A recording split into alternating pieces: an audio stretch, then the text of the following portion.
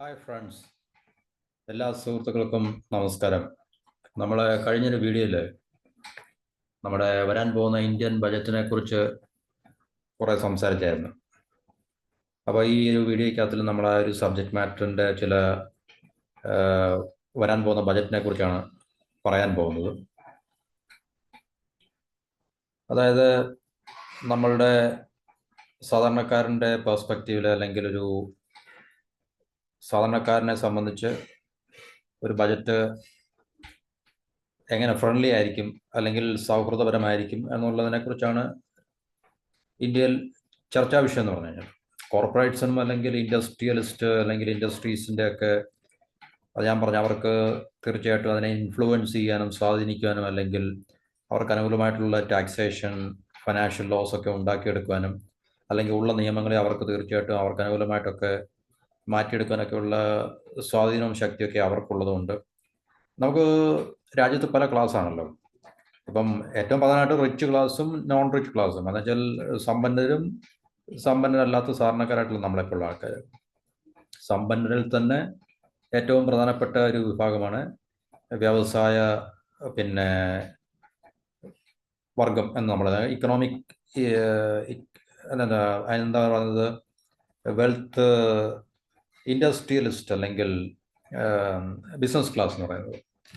എന്നുവെച്ചാൽ ബിസിനസ് ചെയ്യുന്ന ആൾക്കാർ, വൻകിട ബിസിനസ്സുകാരാണ്. എന്നുവെച്ചാൽ റിലയൻസ് മുതൽ, അല്ലെങ്കിൽ റിലയൻസ് പോലുള്ള കമ്പനികൾ ഓൺ ചെയ്യുന്ന ബിസിനസ് ഓണേഴ്സിൻ്റെ അല്ലെങ്കിൽ എൻ്റർപ്രണേഴ്സിൻ്റെ വെൽത്തി ആയിട്ടുള്ള ആൾക്കാരാണ്. പിന്നെ വെൽത്തി ആയിട്ടുള്ള ആൾക്കാരൊക്കെ നമുക്കറിയാം, സെലിബ്രിറ്റീസ്, അതുപോലുള്ള സോക്കോൾഡ് ആയിട്ടുള്ള ആൾക്കാരുണ്ട്. പക്ഷെ അവർക്കുള്ളതിനേക്കാൾ ഏറ്റവും കൂടുതൽ ഇൻഫ്ലുവൻസ് ഈ പറഞ്ഞ ഇൻഡസ്ട്രിയൽ ക്ലാസ്സിനുണ്ട് ഒരു രാജ്യത്ത്. കാരണം ഗവൺമെൻറ്റിൻ്റെ സാമ്പത്തിക ധനപരമായിട്ടുള്ള നയങ്ങളെ തീർച്ചയായിട്ടും സ്വാധീനിക്കുവാൻ അവർക്കേ കഴിയത്തുള്ളൂ, ഇൻഡസ്ട്രിയൽ ക്ലാസ്സിന് മാത്രം. അപ്പോൾ ഏത് രാജ്യത്തും അങ്ങനെ തന്നെയാണ്. അല്ലെങ്കിൽ എൻ്റർപ്രണറിയൽ ക്ലാസ്സിന്.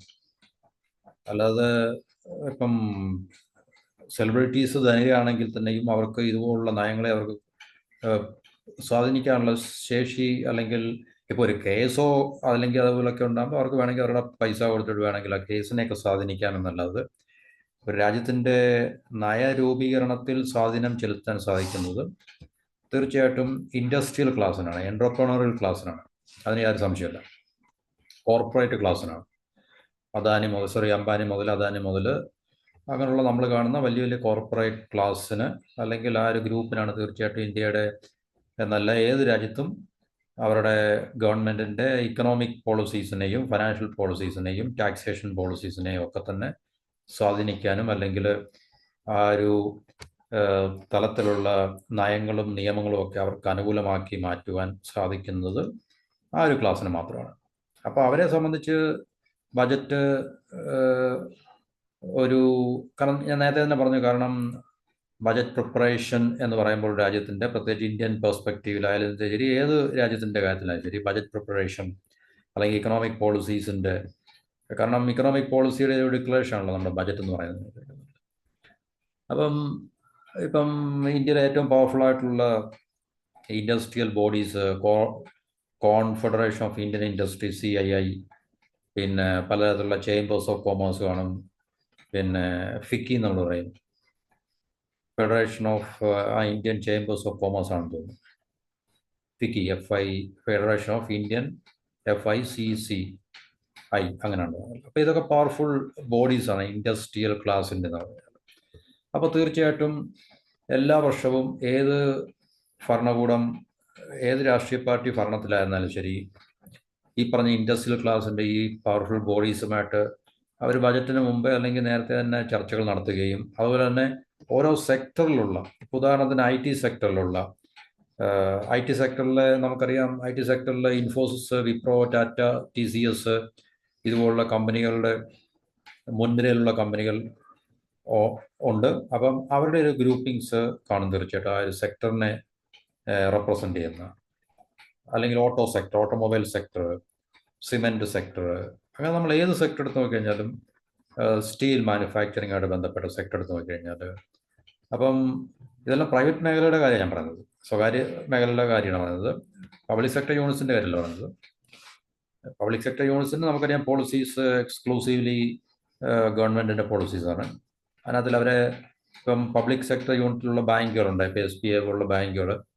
അപ്പോൾ അവർക്ക് ഇതുപോലുള്ള എന്താണ് പറയുന്നത് ഗ്രൂപ്പിങ്സ് ഉണ്ടാകാനുള്ള സാധ്യതകൾ വളരെ കുറവാണ്. കാരണം അവർക്ക് തീർച്ചയായിട്ടും ഇതുപോലുള്ള അവരുടെ താല്പര്യങ്ങൾ സംരക്ഷിക്കുക എന്നുള്ളത് ഗവൺമെൻറ്റുമായിട്ട് വ്യത്യസ്ത ഉള്ളൊരു ഡിഫറൻസ് ഒന്നുമില്ല. ഇപ്പോൾ പ്രൈവറ്റ് സെക്ടറിലാണ് ഞാൻ പറയുന്നത്. ഇപ്പോൾ പ്രൈവറ്റ് സെക്ടറിൽ നമുക്കിപ്പം ബാങ്കിങ് സെക്ടർ എടുത്ത് നോക്കിക്കഴിഞ്ഞാൽ ICICI മുതൽ HDFC മുതലുള്ള ബാങ്കുകളുണ്ട്. അപ്പം ബാങ്കിങ് സെക്ടറിൽ എന്തെങ്കിലും വ്യത്യാസം വരണമെങ്കിൽ IT സെക്ടറിൽ, ഇപ്പോൾ IT സെക്ടറിന് ഏതെങ്കിലും രീതിയിലുള്ള ടാക്സേഷൻ കൂടുതലാണെങ്കിൽ അവർക്ക് തീർച്ചയായിട്ടും അവരുടെ ഗ്രൂപ്പിങ്സിനെ അവരുടെ IT സെക്ടറിനെ റെപ്രസെൻ്റ് ചെയ്യുന്ന പവർഫുൾ ബോഡീസ് ഉണ്ടാക്കി ലോബി ഗ്രൂപ്പ് ഉണ്ടാക്കി. നമുക്ക് ലോബി ഗ്രൂപ്പ് എന്ന് പറയും. ഇപ്പം അമേരിക്കയിലും വെസ്റ്റേൺ കൺട്രീസിലൊക്കെ ലോബിങ് എന്ന് പറയുന്നത് ലോബി. നമ്മുടെ ഇന്ത്യയിൽ ലോബി എന്നല്ല പറയുന്നത്. ഇന്ത്യയിൽ നമ്മൾ തീർച്ചയായിട്ടും അതിനെ മറ്റൊരു ബ്രൈബ് ചെയ്യാന്ന് പറയാം. മറ്റൊരു ലോബി എന്നുള്ളൊരു നല്ലൊരു ഓമനപ്പേരിൽ അറിയപ്പെടുന്നു. അപ്പം ലോബി എന്ന് പറഞ്ഞാൽ നമുക്ക് സ്വാധീനം ചെലുത്താൻ കഴിയുള്ളൊരു ഗ്രൂപ്പാണ് ശരിക്കും പറഞ്ഞാൽ. അപ്പോൾ എല്ലാ സെക്ടറിനെ റെപ്രസെൻറ്റ് ചെയ്യാൻ അവരുടെയുള്ള ലോബിങ് ഗ്രൂപ്പുണ്ട് തീർച്ചയായിട്ടും. അപ്പോൾ IT സെക്ടർ, സിമെൻറ്റ് സെക്ടർ, അല്ലെങ്കിൽ സ്റ്റീൽ മാനുഫാക്ചറിങ് സെക്ടർ, പിന്നെന്താണ് അതുപോലെ വ്യത്യസ്തമായിട്ടുള്ള സോളാർ പവർ, അല്ലെങ്കിൽ ഓട്ടോമൊബൈൽ സെക്ടർ ഇല്ലേ, പിന്നെന്താണ് ഇലക്ട്രോണിക് മാനുഫാക്ചറിങ്ങായിട്ട് ബന്ധപ്പെട്ട് അങ്ങനെ വ്യത്യസ്തമായിട്ടുള്ള സെക്ടേഴ്സ് ഉണ്ട്. അപ്പോൾ ഈ സെക്ടേഴ്സിനെ റെപ്രസെൻറ്റ് ചെയ്യാനുള്ള അവരുടെയുള്ള പവർഫുൾ ബോഡീസ് ഉണ്ട്. അപ്പോൾ ഇൻഡസ്ട്രിയലിസ്റ്റിൻ്റെ മൊത്തമായിട്ടുള്ളൊരു ബോഡി ഉണ്ട്. ഇപ്പോൾ കോൺഫെഡറേഷൻ ഓഫ് ഇന്ത്യൻ ഇൻഡസ്ട്രി, അല്ലെങ്കിൽ FICCI എന്നൊക്കെ പറയുന്ന പോലെ തന്നെ. പിന്നെ ഓരോ സെക്ടറിനെ റെപ്രസെൻറ്റ് ചെയ്യാൻ അവരുടെയായിട്ടുള്ള പവർഫുൾ ബോഡീസ് ഉണ്ട്. അപ്പോൾ ഇതെല്ലാം ഗവൺമെൻറ്റിൽ ഇപ്പോൾ ബജറ്റ് പ്രഖ്യാപനത്തിന് മുമ്പോ അല്ലെങ്കിൽ അതുപോലുള്ള കാലഘട്ടങ്ങളിലൊക്കെ തന്നെ തീർച്ചയായിട്ടും ഈ പറഞ്ഞ റെപ്രസെൻറ്റേറ്റീവ് ബോഡീസിന് നമ്മുടെ ഗവൺമെൻറ്റിലുള്ള ഫൈനാൻസ് മിനിസ്റ്ററി അല്ലെങ്കിൽ പ്രൈം മിനിസ്റ്റർ അടങ്ങുന്ന ആ ഒരു ഗ്രൂപ്പിനെ കണ്ട് അവരുടെ സെക്ടറിൽ വേണ്ട മാറ്റങ്ങൾ അവർക്ക് തീർച്ചയായിട്ടും നിർദ്ദേശിക്കാനും പൂർണ്ണമായിട്ട് ഗവൺമെൻറ് അംഗീകരിക്കുന്ന നിർബന്ധങ്ങളൊന്നുമില്ല. എന്നാൽ തന്നെ അവർക്ക് നിർദ്ദേശിക്കാനുള്ളൊരു സ്കോപ്പ് ഉണ്ടല്ലോ. പക്ഷേ സാധാരണക്കാരായിട്ടുള്ള വ്യക്തികൾ നമ്മളെ സംബന്ധിച്ച്, ഇന്ത്യയിൽ അങ്ങോളം ഇങ്ങോട്ടുള്ള സാധാരണക്കാരെ സംബന്ധിച്ച് നമ്മളെ റെപ്രസെൻറ്റ് ചെയ്യാൻ അതുപോലുള്ള റെപ്രസെൻറ്റേറ്റീവ് ബോഡീസ് ഒന്നുമില്ല. നമ്മളെ ആകെ റെപ്രസെൻറ്റ് ചെയ്യാൻ നമ്മുടെ MPമാരും MLAമാരും മാത്രമേ ഉള്ളൂ. അത് കഴിഞ്ഞാൽ പിന്നെ നമ്മളെ റെപ്രസെൻറ്റ് ചെയ്യാനില്ല. നാഷണൽ ലെവലിലെ MPമാരും സംസ്ഥാന തലത്തിൽ MLAമാരും ഉണ്ട് എന്നുള്ളൊരു വ്യത്യാസം മാത്രമേ ഉള്ളൂ. പക്ഷേ ഇൻഡസ്ട്രിയൽ ക്ലാസ്സിനെ സംബന്ധിച്ച് അവർക്ക് പവർഫുൾ ബോഡീസ് ഉണ്ട്, അവർക്ക് ആക്സസ് ഉണ്ട് ഗവൺമെൻറ് അടുത്ത് അല്ലേ.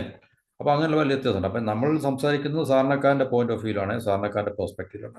അപ്പോൾ ഇനി വരാൻ പോകുന്ന ഈ പറഞ്ഞ ബജറ്റ് തീർച്ചയായിട്ടും ഉണ്ടാക്കാൻ പോകുന്ന മാറ്റങ്ങൾ എന്തായിരിക്കും എന്നുള്ളതിനെക്കുറിച്ചൊരു റിപ്പോർട്ട് അല്ലെങ്കിൽ ഒരു പ്രഖ്യാപനം ഇങ്ങനെയൊക്കെ ആയിരിക്കാം എന്നുള്ളതിനെക്കുറിച്ചൊരു പ്രതീക്ഷ നിലനിൽക്കുന്നുണ്ട്.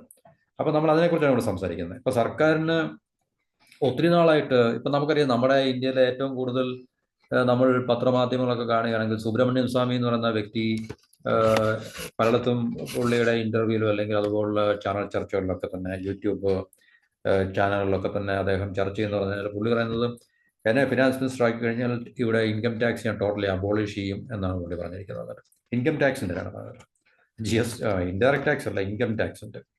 പുള്ളി പറഞ്ഞതിന് ലോജിക്കുണ്ട്. പക്ഷേ അത് എത്രത്തോളം പുള്ളി ഇനി ഭരണത്തിൽ വന്നു കഴിഞ്ഞാൽ തന്നെയും ഒരു ഭരണാധികാരി, ഇന്ത്യൻ ഗവൺമെൻറ്റിൻ്റെ ഭരണാധികാരി എന്നുള്ള രീതിയിൽ ടാക്സിനെ എത്രത്തോളം അബോളിഷ് ചെയ്യുക എന്നുവെച്ചാൽ പൂർണ്ണമായിട്ടും ഇല്ലാതാക്കാൻ സാധിക്കും എന്നുള്ളതിനെക്കുറിച്ച് നമുക്കറിയില്ല. കാരണം പുള്ളി ഇവിടെ എന്താണ് ഡിക്ലറേഷൻസ് കറക്റ്റാണ് പുള്ളി പറയുന്നത്. കാരണം പുള്ളി നമുക്കറിയാം വളരെ അറിവും കഴിവും ബുദ്ധിയൊക്കെയുള്ള ആളാണ്, എക്കണോമിക്സ് അറിയാവുന്ന വ്യക്തിയാണ്. പക്ഷേ ഇപ്പോൾ പുള്ളിക്ക് ഭരണകാര്യങ്ങളിലൊന്നും റെപ്രസെൻറ്റേഷൻ ഇല്ലാത്തതുകൊണ്ട് പുള്ളിക്ക് എന്തും വിളിച്ച് പറയാം. പക്ഷേ പുള്ളി പറയുന്ന കാര്യങ്ങളിനകത്ത് നമുക്ക് ലോജിക്കുണ്ടെന്ന് നമുക്ക് തോന്നുന്നു. കാരണം ഇൻകം ടാക്സ് അബോളിഷ് ചെയ്യുക എന്നുള്ളത് പുള്ളി പറയുന്നത് ഇൻകം ടാക്സിനോടുള്ള അല്ലെങ്കിൽ നിലനിൽക്കുന്ന ഗവൺമെൻറ്റിനുള്ള വെറുപ്പുകൊണ്ടല്ല പുള്ളി പറയുന്നത്. തീർച്ചയായിട്ടും അത് രാജ്യത്ത് കൂടുതൽ നമ്മുടെ എക്കോണമിയിൽ ഒരു ഉണർവുണ്ടാക്കാൻ അത് തീർച്ചയായിട്ടും സാധിക്കും. കാരണം ഇൻകം ടാക്സ് അബോളിഷ് ചെയ്ത് കഴിഞ്ഞാൽ ആൾക്കാരുടെ കയ്യിൽ കൂടുതൽ പണം ഉണ്ടാവുകയും ആ പണം അത് സ്പെൻഡ് ചെയ്യാൻ വേണ്ടി നിർബന്ധിതരാകുകയും അതുമൂലം കൺസംഷൻ ട്രിഗർ ചെയ്യും. ഉപഭോഗം എന്ന് പറയുന്ന ഇതിനെ ട്രിഗർ ചെയ്യുമ്പോൾ ഡിമാൻഡ് സൈഡിനെ കൂടുതൽ അത് ഉത്തേജിപ്പിക്കുകയും അപ്പോൾ അതുവഴി കൂടുതൽ ബിസിനസ്സിനൊക്കെ ഉണർവ് ലഭിക്കുകയും അവർക്ക് മാനുഫാക്ചർ ചെയ്യാൻ കൂടുതൽ എന്താണ് പറയുന്നത് ഒരു വാതായനം അല്ലെങ്കിൽ ഒരു ഡോർ തുറന്നു കിട്ടുകയും അതുവഴി നമ്മുടെ എക്കോണമിയെ നമുക്ക് തീർച്ചയായിട്ടും സമ്പദ് വ്യവസ്ഥയെ ഒരു വളർച്ചയുടെ പാതയിലേക്ക് നയിക്കാൻ സാധിക്കുമെന്നൊക്കെയാണ് നമ്മൾ തിയററ്റിക്കലി നോക്കിക്കഴിഞ്ഞാൽ കറക്റ്റാണ്. ഉദാഹരണത്തിന് ഒരു വ്യക്തിക്ക് 50,000 രൂപ ഒരു മാസം അല്ലെങ്കിൽ ഒരു മാസം പുള്ളിക്ക് 50,000 രൂപ കിട്ടുന്നു. ആ 50,000 രൂപ കിട്ടുന്ന ഇൻകത്തിൽ നിന്നും ഒരു സർട്ടൺ പെർസെൻറ്റേജ് ടാക്സേഷൻ ഗവൺമെൻറ്റിലേക്ക് പോകുമ്പോൾ അത് എത്ര ആയിക്കട്ടെ, ഇപ്പോൾ ഉദാഹരണത്തിന് 5,000 രൂപ കഴിഞ്ഞ് 45,000 രൂപ അദ്ദേഹത്തിൻ്റെ കയ്യിലുണ്ടാകും. അപ്പം പർച്ചേസിങ് പവർ കുറയുന്നുണ്ട്. 50,000 രൂപ കിട്ടുന്ന ഒരു വ്യക്തിക്ക് 45,000 രൂപയെ കയ്യിലുള്ളൂ, ടാക്സ് 5,000 രൂപയായിട്ട് പോകുന്നു. ഇതൊരു എക്സാമ്പിൾ മാത്രമാണ്, ഒരു കൃത്യമായിട്ടുള്ള പിന്നെ എന്താ പറയുന്നത് പെർസെൻറ്റേജിനൊന്നും ഇതിലല്ല ഞാൻ പറയുന്നത്. അപ്പോൾ 45,000 രൂപ മാത്രമേ ആ വ്യക്തിക്ക് സ്പെൻഡ് ചെയ്യാൻ സാധിക്കത്തുള്ളൂ. അപ്പം 50,000 രൂപയുടെ സ്ഥാനത്ത് ടാക്സ് ഇല്ലെങ്കിൽ പുള്ളിക്ക് തീർച്ചയായിട്ടും 50,000 രൂപ പുള്ളിയുടെ ഡിസ്പോസിബിൾ ഇൻകമാണ്, ചെലവഴിക്കാൻ പറ്റുന്ന ഒരു ഇൻകമായിട്ട് പുള്ളിയുടെ കയ്യിൽ കിട്ടുകയും ആ ഇൻകം പുള്ളിക്ക് സ്പെൻഡ് ചെയ്യുകയോ ഇൻവെസ്റ്റ് ചെയ്യുകയോ പിന്നെ സേവ് ചെയ്യുകയോ ഒക്കെ ചെയ്യാൻ പറ്റും. അപ്പോൾ പർച്ചേസിങ് പവർ തീർച്ചയായിട്ടും ഒരു വ്യക്തിയുടെ ഇൻക്രീസ് ചെയ്യും എന്നാണ് അദ്ദേഹം പറയുന്നത്. അത് തിയററ്റിക്കലി കറക്റ്റാണ്. അപ്പോൾ പർച്ചേസിങ് പവർ ഇൻക്രീസ് ചെയ്യുമ്പോൾ നമുക്കറിയാം ആൾക്കാരുടെ കയ്യിൽ 50,000 രൂപയ്ക്ക് വരും 45,000 രൂപ വരുമ്പോൾ പർച്ചേസിങ് പവർ കുറയും. 45,000 രൂപയ്ക്ക് വരെ 50,000 രൂപ കയ്യിലുണ്ടെങ്കിൽ പർച്ചേസിംഗ് പവർ കൂടും, സ്പെൻഡ് ചെയ്യുന്ന എമൗണ്ടും കൂടും.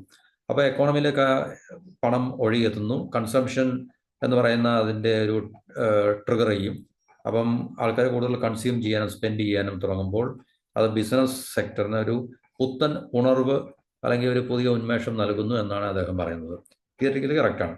അപ്പോൾ അതുകൊണ്ട് പുള്ളി പറയുന്നത് ടാക്സേഷൻ മൊത്തവും income tax especially direct tax പൂർണ്ണമായിട്ടും അബോളിഷ് ചെയ്യണം എന്നാണ് അദ്ദേഹം പറയുന്നത്.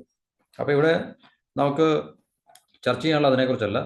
ഈ വരുന്ന ബജറ്റിൽ സർക്കാർ ടാക്സ് റിഫോംസ് കൊണ്ടുവന്നു കഴിഞ്ഞാൽ, ടാക്സ് റിഫോംസ് കൊണ്ടുവരിക എന്ന് പറഞ്ഞു കഴിഞ്ഞാൽ ജനങ്ങൾക്ക് അല്പം കൂടെ പിന്നെ സൗകര്യപ്രദമായ രീതിയിൽ അല്ലെങ്കിൽ ജനങ്ങൾക്ക് ഗുണപ്രദമായ രീതിയിൽ ടാക്സ് സ്ട്രക്ചറിനെ മാറ്റിയെടുക്കുക എന്നുള്ളതാണ് ടാക്സേഷൻ റിഫോംസ് കൊണ്ട് ഉദ്ദേശിക്കുന്നത്. അപ്പോൾ സർക്കാരിന് നഷ്ടമാകുക 1 ലക്ഷം കോടി രൂപ ആയിരിക്കും അങ്ങനെ ആണെങ്കിൽ എന്നാണ് പറയുന്നത്. 10 ലക്ഷം രൂപ വരെ ആദായ നികുതി ഒഴിവാക്കാൻ നീക്കം. ഈ വരുന്ന ബജറ്റിൽ അത് പ്രഖ്യാപനം ഉണ്ടായിരിക്കുമെന്നുള്ളൊരു പ്രതീക്ഷ കാത്തു സൂക്ഷിച്ചുകൊണ്ട് അതിനെക്കുറിച്ച് റിപ്പോർട്ടാണ് പറഞ്ഞത്. അപ്പം നികുതി ഇളവിലൂടെ ലഭിക്കുന്ന പണം ഞാൻ പറഞ്ഞ പോലെ തന്നെ ആളുകൾ ചെലവഴിക്കും, കാരണം അവരുടെ പർച്ചേസിംഗ് പവർ കൂടും. ഇപ്പം 50,000 രൂപ കിട്ടുന്നൊരു വ്യക്തിക്ക് ടാക്സ് കൊടുത്തതിന് ശേഷം 45,000 രൂപ അല്ലെങ്കിൽ 42,000 രൂപ ഉള്ളെങ്കിൽ അദ്ദേഹത്തിൻ്റെ പർച്ചേസിംഗ് പവർ കുറയുകയും ചെലവഴിക്കാനുള്ള പണം കുറയുകയും ചെയ്യും. അപ്പം പണം ചെലവഴിക്കാൻ കുറയുമ്പോൾ വിപണിയിലേക്ക് ഒഴുകുന്ന പണത്തിൻ്റെ അളവും കുറയും. മറിച്ച് ചിലവഴിക്കാൻ കഴിയുന്ന പണത്തിന് കൂടുതലുണ്ടെങ്കിൽ അത് വിപണിയിലേക്ക് ഒഴുകും. അപ്പം അങ്ങനെ വിപണിക്കൊരു ഉത്തേജനം അല്ലെങ്കിൽ ഒരു ഉണർവ് കിട്ടും. അതുമൂലം ഇൻഡസ്ട്രീസിന്, വ്യവസായങ്ങൾക്കൊക്കെ ഒരു ഉണർവ് ലഭിക്കുകയും അതുഫലമായിട്ട് പിന്നെ സമ്പദ് വ്യവസ്ഥയ്ക്ക് ഒരു വളർച്ചയുടെ പാതയിലേക്ക് സഞ്ചരിക്കാൻ സാധിക്കുമെന്നാണ് അതിൻ്റെ ഒരു ലോജിക്ക് എന്ന് പറയുന്നത്. അപ്പം ഈ റിപ്പോർട്ട് അനുസരിച്ച്, അതായത് നമ്മുടെ ബിസിനസ് സ്റ്റാൻഡേർഡ് എന്ന് പറഞ്ഞ ഇംഗ്ലീഷ് ഡെയിലിയിൽ വന്ന റിപ്പോർട്ടിനെ ആസ്പദമാക്കിയാണ് ഈ ഒരു കാര്യം പറഞ്ഞിരിക്കുന്നത്. അപ്പോൾ ഈ വരാൻ പോകുന്ന ഫെബ്രുവരി 1 പിന്നെ അവതരിപ്പിക്കാൻ പോകുന്ന ബജറ്റിൽ ആദായ നികുതിയുമായിട്ട് വളരെ പ്രധാനപ്പെട്ട, നേരത്തെയുള്ള വീഡിയോ ഞാൻ പറയുന്നത് ഏറ്റവും പ്രധാനപ്പെട്ട ഒരു വിഷയമാണ് നമ്മുടെ ടാക്സ് എന്ന് പറഞ്ഞാൽ. രണ്ടും GST ആയാലും ശരി ഡയറക്റ്റ് ടാക്സേഷൻ ആയാലും ശരി നമ്മളെ പോലുള്ള ജനങ്ങളെ ഒരുപോലെ ബാധിക്കുന്ന, പിന്നെ ഡയറക്റ്റ് ടാക്സ് എല്ലാവരും കൊടുക്കുന്നില്ല. ഡയറക്റ്റ് ടാക്സിൻ്റെ നെറ്റിൽ വരുന്ന ആൾക്കാരുടെ എണ്ണം വളരെ കുറവാണ്. പക്ഷേ GST നമുക്കറിയാം, എല്ലാവർക്കും സാധനങ്ങളും സേവനങ്ങളും പൈസ കൊടുത്ത് വാങ്ങിക്കുന്ന എല്ലാവർക്കും GST കൊടുത്തേ മതിയാകും. ഗവൺമെൻറ് നിശ്ചയിച്ചിരിക്കുന്ന സാധനങ്ങൾക്കും സേവനങ്ങൾക്കും അതിനകത്തിൽ നിന്ന് ആർക്കും ഒരു എസ്കേപ്പ് റൂട്ടില്ല. പക്ഷേ ഡയറക്റ്റ് ടാക്സ് നമുക്കറിയാം, ഇന്ത്യയിൽ ഡയറക്റ്റ് ടാക്സേഷൻ കൊടുക്കുന്ന പോപ്പുലേഷൻ്റെ പെർസെൻറ്റേജ് വളരെ കുറവാണ്. വളരെ കുറവെന്ന് പറഞ്ഞു കഴിഞ്ഞാൽ കൊടുക്കാൻ ബാധ്യതയുള്ള അല്ലെങ്കിൽ ക്വാളിഫൈഡ് ആയിട്ടുള്ള ആൾക്കാർ ഒത്തിരി ഉണ്ടാകും, പക്ഷേ ആരും കൊടുക്കുന്നില്ല എന്നുള്ളതാണ്. നമുക്ക് കൂടുതൽ ആൾക്കാർ കൊടുക്കുന്നില്ല, ഗവൺമെൻറ് ടാക്സ് നെറ്റിലേക്ക് വന്നിട്ടില്ല അല്ലെങ്കിൽ വരുന്നില്ല എന്നുള്ള കാര്യം നമുക്ക് തീർച്ചയായിട്ടും അതിനകത്തിൽ നിന്ന് മനസ്സിലാക്കാൻ പറ്റും. ഇപ്പം ഇപ്പോഴത്തെ പെർസെൻറ്റേജ് എനിക്കറിയത്തില്ല, എന്നാൽ നമുക്കൊരു 2.5% 4% അല്ലെങ്കിൽ 4.5% ടോട്ടൽ പോപ്പുലേഷൻ്റെ അത്ര ആൾക്കാരേ ഉള്ളൂ ടാക്സ് നെറ്റിൽ വരുന്നത് ഡയറക്റ്റ് ടാക്സിൻ്റെ. GST നമുക്കറിയാം, that is to be paid by each and every one അല്ലേ. പൈസ കൊടുത്ത് സേവനങ്ങൾ മേടിക്കുന്ന എല്ലാവർക്കും ടാക്സ് കൊടുത്തേ പറ്റുള്ളൂ, because it is include in the price of the commodity or service. ആ കമ്മോഡിറ്റിയുടെ അല്ലെങ്കിൽ സർവീസിൻ്റെ പ്രൈസിൽ, സേവനത്തിൻ്റെ പ്രൈസിൽ അത് ഇൻക്ലൂഡ് ചെയ്തിരിക്കുന്നുണ്ട്. Because we have no escape route, no one has an escape route. No person who buys the service or product ഒരു എസ്കേപ്പ് റൂട്ടില്ല. ഇല്ല, നമുക്ക് അതിന് രക്ഷപ്പെട്ട് പോകാൻ പറ്റില്ല. പക്ഷേ ഡയറക്റ്റ് ടാക്സ് ഒക്കെ is only minuscule of people, only 4% or 4.5% of the total population മാത്രമേ ഉള്ളൂ ഡയറക്റ്റ് ടാക്സ് കൊടുക്കുന്നത്, ഇൻകം ടാക്സ്, വരുമാന നികുതി. അപ്പം അത് ഗവൺമെൻറ്റിനെ സംബന്ധിച്ച് വലിയൊരു എന്താണ് പറയുന്നത്, അവർക്ക് കിട്ടുന്ന വരുമാനത്തിൽ തീർച്ചയായിട്ടും ഒത്തിരി കുറവുകളുണ്ടാകുന്നുണ്ട്. അപ്പോൾ ഗവൺമെൻറ്, നമുക്കറിയാം ഇന്ത്യയിലെ സംവിധാനങ്ങളുടെ കാര്യങ്ങൾ നമുക്കറിയാം, കുറേ കൂടെയൊക്കെ നമുക്ക് ഒരു ഇക്കാര്യത്തിലൊക്കെ നമുക്ക് ഗവൺമെൻറ്റിന് ഒത്തിരി പരിധികൾ നമുക്കുണ്ട്, നമ്മളെപ്പോലുള്ള സ്റ്റേറ്റിന്. ആ പരിധികളിലൊക്കെ നടുവിൽ നിന്നുകൊണ്ടാണ് ഇക്കാര്യങ്ങളൊക്കെ വർക്കൗട്ട് ചെയ്യുന്നുള്ള കാര്യം നമുക്കറിയാം. കാരണം ഇപ്പോഴും നമ്മുടെ രാജ്യം ഒത്തിരി അൺഓർഗനൈസ്ഡ് ആണ്. ഓർഗനൈസ്ഡ് ആയാൽ മാത്രമേ, സിസ്റ്റത്തിലേക്ക് വന്നു കഴിഞ്ഞാൽ മാത്രമേ തീർച്ചയായിട്ടും ഇതിനകത്തിലൊക്കെ ഒരു മാറ്റങ്ങൾ ഉണ്ടാകാൻ സാധിക്കത്തുള്ളൂ. അപ്പം ഒരു ടാക്സ് കൊടുക്കുക എന്നുള്ളത് ഒരു വ്യക്തിയുടെ ഉത്തരവാദിത്വമാണ്. അപ്പം നമുക്ക് ടാക്സ് കൊടുക്കാൻ തരത്തിലുള്ള ഏതെങ്കിലും തരത്തിലുള്ള ഇൻകം നമുക്കുണ്ടെങ്കിൽ അത് ആ വ്യക്തി സ്വമേധയാ മുന്നോട്ട് വന്നിട്ട് ടാക്സ് കൊടുക്കുക എന്നുള്ളത്, ടാക്സ് റിട്ടേൺ കൊടുക്കുക എന്നൊക്കെ ഉള്ളത് ആ വ്യക്തിയുടെ ഒരു പൗരൻ എന്ന നിലയിൽ ആ വ്യക്തിയുടെ ഉത്തരവാദിത്വമാണെന്ന് നമുക്കറിയാം. പക്ഷേ അങ്ങനെ ആ ഉത്തരവാദിത്വം നിർവഹിക്കാത്ത ഒട്ടനവധി വ്യക്തികൾ നമ്മുടെ ഇന്ത്യയിൽ അങ്ങോളം ഇങ്ങോളം ഉണ്ട് എന്നുള്ള കാര്യം നമുക്ക് കൃത്യമായി അറിയാം. അതുകൊണ്ടാണല്ലോ ടാക്സ് നെറ്റിലുള്ള ആൾക്കാരുടെ പെർസെൻറ്റേജ് വളരെ കുറവായിട്ട് നിൽക്കുന്നത്. അപ്പം 10 ലക്ഷം രൂപ വരെ വാർഷിക വരുമാനമുള്ളവർക്ക് ആദായ നികുതിയിൽ വലിയ ഒഴിവുകൾ അല്ലെങ്കിൽ ഒരു റിലീഫ് ഉണ്ടാകും എന്നുള്ള പ്രഖ്യാപനം നമ്മുടെ ധനമന്ത്രി നിർമ്മല സീതാരാമൻ പ്രഖ്യാപിച്ചേക്കും എന്നുള്ളൊരു പ്രതീക്ഷയുണ്ട്. 10 ലക്ഷം രൂപ വരെ, 15 ലക്ഷത്തിനും 20 ലക്ഷത്തിനും ഇടയിൽ വരുമാനമുള്ളവർക്ക് 25% നികുതി സ്ലാബ് പരിഗണിക്കുന്നുണ്ടെന്നും ബിസിനസ് സ്റ്റാൻഡേർഡ് റിപ്പോർട്ട് ചെയ്യുന്നുണ്ടെന്നാണ് പറയുന്നത്. അപ്പോൾ അങ്ങനെയാണെങ്കിൽ ആൾക്കാർക്ക് തീർച്ചയായിട്ടും അവരുടെ കയ്യിൽ കൂടുതൽ ഡിസ്പോസബിൾ ഇൻകം എന്ന് പറയുന്നത് വെച്ചാൽ എല്ലാ നമ്മളുടെ ഓബ്ലിഗേഷൻസും കഴിഞ്ഞ് നമുക്ക് സ്പെൻഡ് ചെയ്യാൻ നമ്മുടെ കയ്യിലുള്ള പൈസ എന്താണോ അതിൻ്റെ ഒരു ആകത്തുകയാണ് നമ്മുടെ ഡിസ്പോസബിൾ ഇൻകം എന്ന് പറയുന്നത്. എന്നുവെച്ചാൽ നമുക്ക് ഈ ഒന്നും നോക്കണ്ട, നമുക്ക് നമ്മുടെ എല്ലാ ബാധ്യതകളും കഴിഞ്ഞിട്ട് നമ്മുടെ കയ്യിൽ ബാക്കിയുള്ള നീക്കിയിരിപ്പ് എത്രയാണോ നമ്മുടെ സ്വന്തമായിട്ട് ടാക്സും കൊടുത്ത്, നമ്മുടെ ഡെറ്റും കൊടുത്ത്, കടങ്ങളും കൊടുത്ത്, ബാക്കിയെല്ലാം നമ്മുടെ കയ്യിൽ അവശേഷിക്കുന്ന പൈസ എന്താണ്, അതാണ് ഡിസ്പോസിബിൾ ഇൻകം. നമുക്ക് കണ്ണും പൂട്ടി നമുക്ക് ചിലവഴിക്കാം, അതിലല്ല. ആ ഡിസ്പോസിബിൾ ഇൻകത്തിൻ്റെ അളവ് കൂടും ഈ ടാക്സ് റിലീഫ് വരികയാണെങ്കിൽ. അപ്പോൾ ആൾക്കാർക്ക് കൂടുതൽ സ്പെൻഡ് ചെയ്യാനുള്ള പൈസ അവരുടെ കയ്യിലുണ്ടാകും. സ്പെൻഡ് ചെയ്യാൻ പൈസ ഉള്ള ഒരു അവസ്ഥ വരുമ്പോൾ നേരത്തെ ഞാൻ പറഞ്ഞ പർച്ചേസിങ് പവർ കൂടും, കൺസംഷൻ കൂടും. ബിക്കോസ് പീപ്പിൾ ആർ എക്സ്പെൻഡിങ്, അല്ലെങ്കിൽ people are spending money that flows into the മാർക്കറ്റിലേക്ക് അത് ഫ്ലോ ചെയ്യും. So that is great deal has something to do with ഇല്ല, നമുക്ക് ബിസിനസ് രംഗത്ത് അല്ലെങ്കിൽ വിപണിയിൽ അത് കൂടുതൽ ഒരു ഡൈനാമിക് ആയിട്ടുള്ള ചേഞ്ചസ് ഉണ്ടാക്കുന്നത്. അപ്പം ഈ നിർമ്മല സീതാരാമൻ മാഡം ആദ്യമായിട്ടല്ല ഇത്ര ഇളവുകൾ പരിഗണിക്കുന്നത്, നേരത്തെ ഇതുപോലുള്ള പരിഗണനകളൊക്കെ നൽകിയിട്ടുണ്ട്. പക്ഷേ നമുക്ക് ഒരു ഫാസ്റ്റ് ആയിട്ടുള്ള അപ്രോച്ച് ഒന്നും പറയത്തില്ല നമുക്ക്. ഇപ്പം റിഫോംസ് എന്ന് പറയുന്നത് സിസ്റ്റമാറ്റിക് ആയിരിക്കും എപ്പോഴും, ഇല്ലേ? സാമ്പത്തിക പരിഷ്കാരങ്ങൾ അല്ലെങ്കിൽ ഇതുപോലുള്ള നികുതി പരിഷ്കാരങ്ങൾ അല്ലെങ്കിൽ ഏത് മേഖലയിലുള്ള പരിഷ്കാരങ്ങളും ഹാർഡ് ആൻഡ് ഫാസ്റ്റ് ആയിട്ട് നമുക്ക് പറ്റത്തില്ല, ഒരിടത്തും പറ്റത്തില്ല. ഇപ്പം ഒരു എക്കോണമിയിലും പറ്റത്തില്ല, ഒരു വ്യക്തിയുടെ ജീവിതത്തിലും പറ്റത്തില്ല, കുടുംബത്തിലും പറ്റത്തില്ല, വ്യവസായ മേഖലയിലും പറ്റത്തില്ല, ഒരിടത്തും പറ്റത്തില്ല, ഒരു കമ്പനിയിലും പറ്റത്തില്ലൊന്നുമില്ല. അത് സിസ്റ്റമാറ്റിക് ആയിരിക്കും, ഗ്രാജുവൽ ആയിരിക്കും റിഫോംസ് എന്ന് പറഞ്ഞു കഴിഞ്ഞാൽ. കാരണം ഫാസ്റ്റ് ചേഞ്ചസ്, സഡൻ ചേഞ്ചസ് ഒരിക്കലും ഒരു സിസ്റ്റത്തിനും അക്കോമഡേറ്റ് ചെയ്യാൻ സാധിക്കത്തില്ല. ഇപ്പം നമ്മുടെ രാജ്യത്ത് പെട്ടെന്നൊരു മാറ്റം ഉണ്ടായിക്കഴിഞ്ഞാൽ ജനങ്ങൾക്കത് തീർച്ചയായിട്ടും അക്കോമഡേറ്റ് ചെയ്യാൻ സാധിക്കത്തില്ല. അപ്പം മാറ്റങ്ങൾ എപ്പോഴും സിസ്റ്റമാറ്റിക് ആയിരിക്കും, ഗ്രാജുവൽ ആയിരിക്കും, എവിടെയും ഏത് തലത്തിലും. മൈക്രോ തലത്തിലായാലും ശരി, മാക്രോ തലത്തിലായാലും ശരി. മാക്രോ എന്ന് പറഞ്ഞാൽ നമ്മുടെ കേന്ദ്ര സംവിധാനമായിട്ട് ബന്ധപ്പെട്ട നമ്മുടെ രാജ്യത്തൊട്ടാകെ ഉള്ള ഒരു മാറ്റത്തിനാണ് മാക്രോ, അല്ലെങ്കിൽ ആ തലമാണ് മാക്രോ എന്ന് പറഞ്ഞു കഴിഞ്ഞാൽ. മൈക്രോ എന്ന് പറഞ്ഞാൽ നമ്മൾ സ്മോൾ ഏരിയാസ്, ഏറ്റവും താഴെത്തട്ടിലുള്ള സ്മോൾ ഏരിയാസിനെയാണ് മൈക്രോ ലെവൽ എന്ന് പറയുന്നത്. അപ്പോൾ രണ്ടിടത്തായാലും ശരി ചേഞ്ചസ് എപ്പോഴും ഗ്രാജുവൽ ആയിരിക്കണം, സ്റ്റഡി ആയിരിക്കണം. ചേഞ്ചസ് എന്ന് പറഞ്ഞാൽ റിഫോംസ്, പരിഷ്കാരങ്ങൾ, മാറ്റങ്ങൾ എപ്പോഴും ഗ്രാജുവൽ ആയിരിക്കണം, സ്റ്റഡി ആയിരിക്കണം, സിസ്റ്റമാറ്റിക് ആയിരിക്കണം. അപ്പം പുതിയ ആദായ നികുതി അനുസരിച്ച് ആ സെക്ഷൻ 87 ഇൻകം ടാക്സിന്റെ സെക്ഷൻ 87A പ്രകാരം 7 ലക്ഷം രൂപ വരെ വാർഷിക വരുമാനമുള്ളവരെ 2023 ആദായ നികുതിയിൽ നിന്ന് ഒഴിവാക്കിയിരുന്നു. 2023 കാര്യമാണ്. 7 ലക്ഷം രൂപ വരെയുള്ളവർ ഇൻകം ടാക്സ് കൊടുക്കണ്ട എന്നുള്ളൊരു നിയമം ഉണ്ടായിരുന്നു. അപ്പോൾ അത് ഈ 7 ലക്ഷം എന്ന് പറയുന്നത് 10 ലക്ഷം ആക്കാനാണ് ഇപ്പോഴത്തെ പ്ലാൻ എന്ന് റിപ്പോർട്ട് ചെയ്യുന്നുണ്ട്. അത് എത്രത്തോളം കൃത്യമാണ് നമുക്കറിയില്ല. ബജറ്റ് വന്നതിന് ശേഷം മാത്രമേ നമുക്കറിയത്തുള്ളൂ.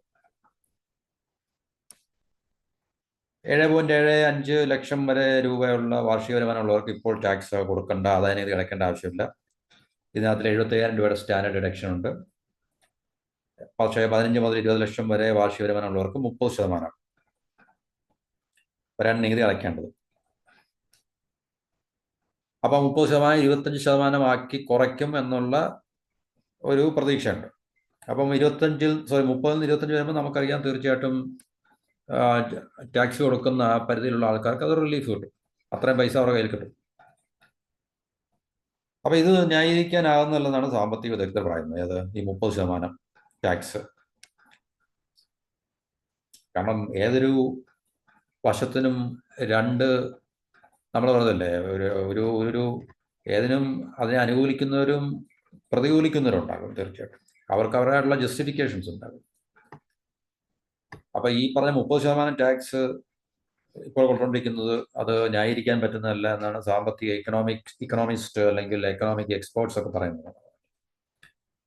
മാസശമ്പളം ശരിയാണ്, കാരണം സാലറീഡ് എംപ്ലോയീസിന് തീർച്ചയായിട്ടും ടാക്സ് റിലീഫ് അല്ലെങ്കിൽ ഇളവുകൾ നൽകേണ്ടതാണെന്ന്. കാരണം അത് വളരെ അത്യാവശ്യമാണ്. കാരണം ടാക്സ് അവരെ സംബന്ധിച്ച് അവർ ടാക്സ് കൊടുക്കുന്നതിൽ നമുക്കറിയാം, ഇപ്പം സാലറീഡ് എംപ്ലോയീസിനെ സംബന്ധിച്ച് ഇപ്പം ടാക്സ് ഡിഡക്റ്റഡ് അറ്റ് സോഴ്സ് എന്ന് പറഞ്ഞൊരു പ്രക്രിയയിൽ കൂടെ അവരുടെ ടാക്സുകൾ പിടിച്ചെടുക്കുന്നുണ്ട്.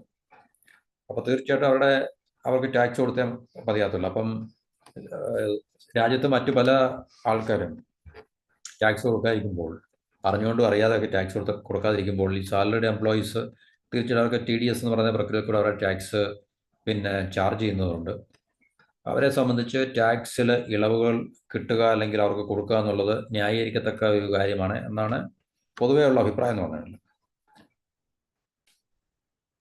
അപ്പം അത് എങ്ങനെ ജനങ്ങൾക്ക് ഈ ടാക്സ് റിലീഫ് കൊടുക്കുമ്പോൾ സർക്കാരിനെ സംബന്ധിച്ച് ഒരു വലിയ നഷ്ടമാണ്. It's a huge loss in terms of its income, revenue. Income എന്ന് പറയുന്നത് റവന്യൂ ആണ്. ഗവൺമെന്റിനെ സംബന്ധിച്ച് ഇൻകം അല്ല, റവന്യൂ ആണ്.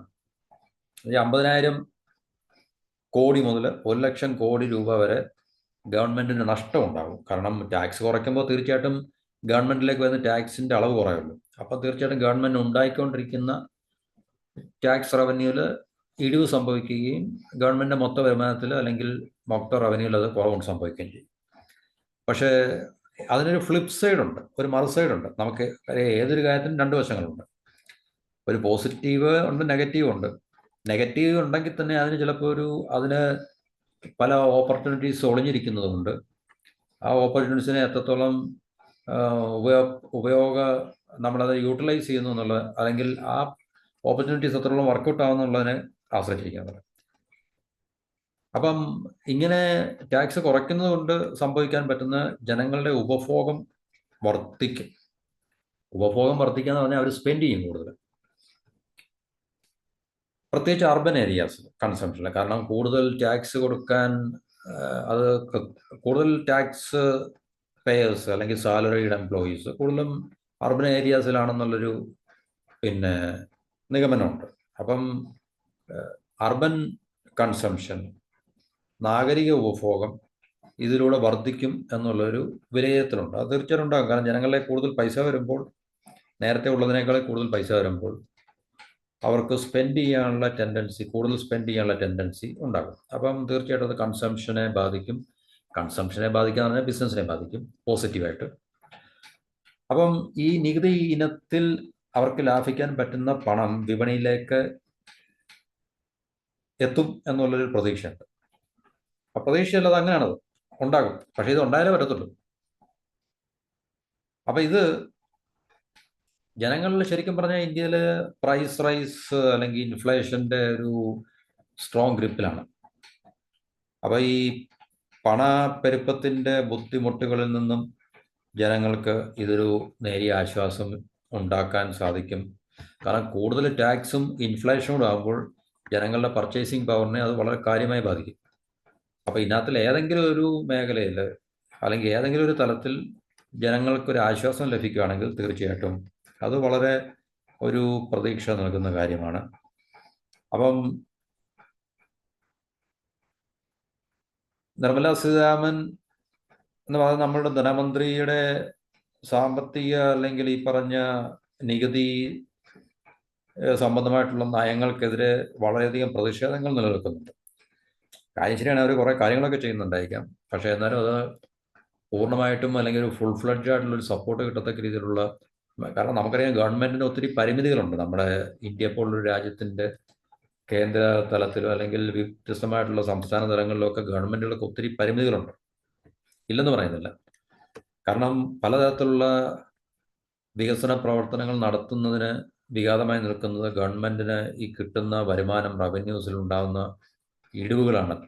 തീർച്ചയായിട്ടും അത് ഗവൺമെൻറ്റിൻ്റെ കെടുകാര്യസ്ഥത കൊണ്ടും നമുക്ക് ഒരു എഫിഷ്യൻ്റ് ആയിട്ടുള്ള സിസ്റ്റം ഇല്ലാത്തത് കൊണ്ടും പിന്നെ നമ്മൾ എപ്പോഴുള്ള പൗരന്മാരുടെ നിലപാടുകൾ എന്താണെന്ന് നമുക്കറിയാം. അങ്ങനെയുള്ള പല കാരണങ്ങൾ കൊണ്ടും ഗവൺമെൻറ്റിന് വളരെ വൻതോതിലുള്ള നികുതി വരുമാനം നഷ്ടപ്പെടുന്നുണ്ട്. പക്ഷേ അതിനകത്തിലൊക്കെ മാറ്റങ്ങൾ സംഭവിക്കുന്നുണ്ട്. കാരണം ടെക്നോളജി മാറിയത് കൊണ്ടും പുതിയ പുതിയ സിസ്റ്റങ്ങൾ ഗവൺമെൻറ്റിന് സ്വീകരിക്കാൻ സാധിക്കുന്നതുകൊണ്ടും ഒക്കെ പഴയതിലൊക്കെ മാറ്റങ്ങൾ സംഭവിക്കുന്നുണ്ട്. പക്ഷേ മാറ്റങ്ങൾ സംഭവിക്കുന്നുണ്ടെങ്കിൽ തന്നെയും വളരെ സ്ലോ പ്രോസസ്സിലാണ് അത് പോകുന്നത്. അപ്പം ഒരു രാജ്യത്തിൻ്റെ വികസന പ്രവർത്തനത്തിൽ അതിനുള്ള ധനപരമായിട്ടുള്ള നയപരമായിട്ടുള്ള തീരുമാനങ്ങൾ എടുക്കുവാൻ അധികാരമുള്ളത് ഗവൺമെൻറ്റിനാണ്. പക്ഷേ വികസന പ്രവർത്തനങ്ങളിൽ ഏർപ്പെടുക എന്നുള്ളത് സിറ്റിസൺസിൻ്റെ കൂടെ ഒരു ഉത്തരവാദിത്തമാണ്. ഇപ്പം എനിക്ക് ടാക്സ് കൊടുക്കാൻ പരുവത്തിലുള്ള ഏതെങ്കിലും തരത്തിലുള്ള വരുമാനം ഉണ്ടെങ്കിൽ ഞാൻ ടാക്സ് കൊടുക്കുക, റിട്ടേൺ കൊടുക്കുക എന്നുള്ള എൻ്റെ ഒരു പൗരധർമ്മമാണ്, പൗരൻ്റെ ഉത്തരവാദിത്തമാണ്. അപ്പം അത് നിർവഹിക്കാത്ത ഒത്തിരി ആൾക്കാർ നമ്മുടെ രാജ്യത്തുണ്ട്. പല സംസ്ഥാനങ്ങളിലായിട്ട് ഒത്തിരി ആൾക്കാരുണ്ട്. നിയമങ്ങൾ നിലവിലുണ്ടെങ്കിൽ തന്നെ എല്ലായിടത്തും പോയി എല്ലാവരെയും ചെക്ക് ചെയ്യാനും ക്രോസ് ചെക്ക് ചെയ്യാനും മോണിറ്റർ ചെയ്യാനൊന്നും നമ്മളുടെ സംവിധാനത്തിന് സാധിക്കത്തില്ല.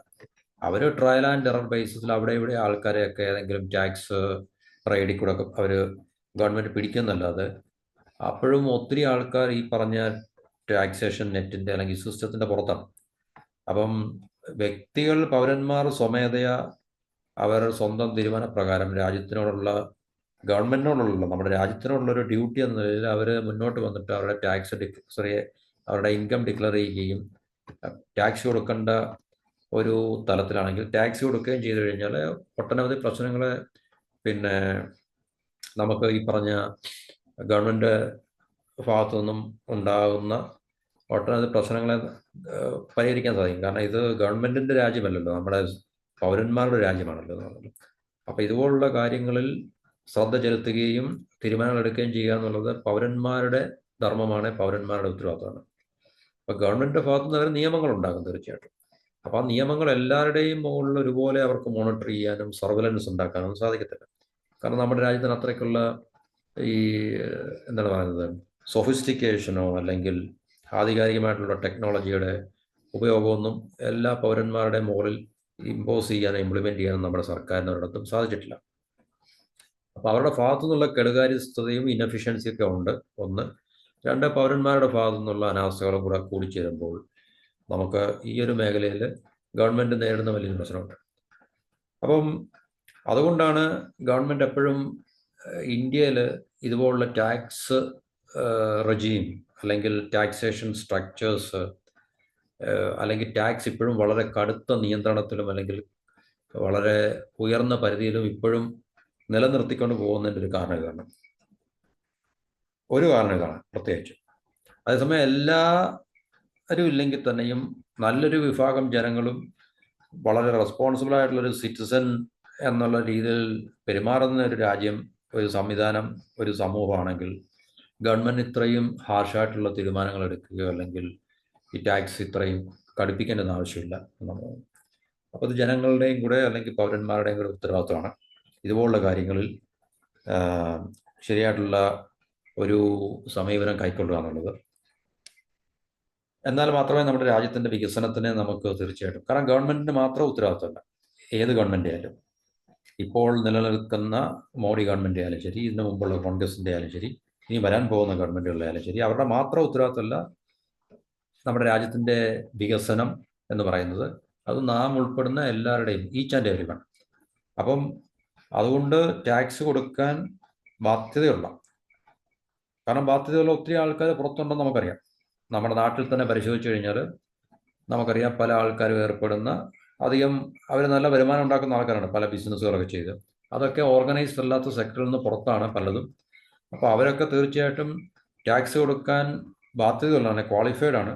പക്ഷേ അവരൊന്നും ടാക്സേഷൻ്റെ പരിധിയിലേക്ക് വരുന്നില്ല എന്നുള്ളത് ഒരു യാഥാർത്ഥ്യമാണ്.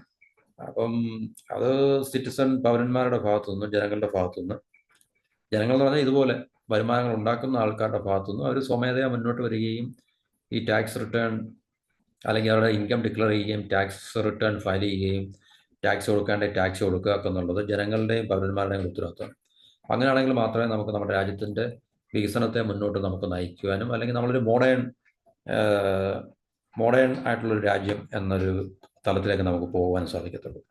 അല്ലാതെ ഗവൺമെൻറ്റിൻ്റെ ഭരിക്കുന്ന രാഷ്ട്രീയ പാർട്ടിയുടെ മാത്രം ഉത്തരവാദിത്വമല്ല രാജ്യത്തിൻ്റെ വികസനം, രാജ്യത്തിൻ്റെ മുന്നേറ്റം എന്ന് പറയുന്നത്. ഓക്കെ, അപ്പോൾ ഇത്രയും പറഞ്ഞുകൊണ്ട് നമുക്ക് ഈ ഒരു ചാപ്റ്റർ ഇവിടെ ക്ലോസ് ചെയ്യാം.